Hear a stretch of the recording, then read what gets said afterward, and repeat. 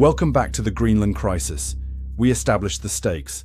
Now, let's look at the moment the alliance actually broke. It wasn't a missile. It wasn't an invasion. Trust collapsed in a meeting, a coordination session that detonated the alliance.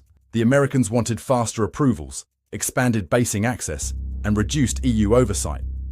Streamlined decision-making. Brussels heard, "You will comply. We don't have time for your democracy. This is our theater, not yours." An American voice responded, "With respect, you don't have the capacity to defend Greenland alone."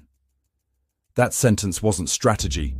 It was humiliation. The part Washington underestimated and Brussels misunderstood was Greenland itself.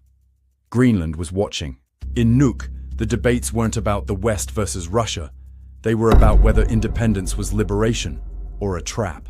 A Greenlandic politician said, "You all speak of our security, but none of you speak of our dignity."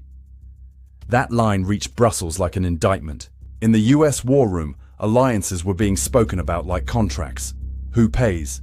Who obeys? In the EU war room, alliances were spoken about like fragile glass. What will break? Who will panic? And that's when I knew the West had entered a new era. An era where trust was no longer assumed.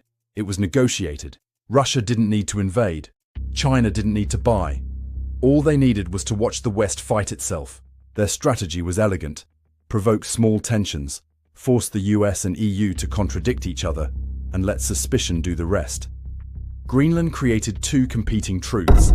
Greenland is a military necessity versus Greenland is a sovereignty test. Both could not win. Here's what nobody says publicly in Europe.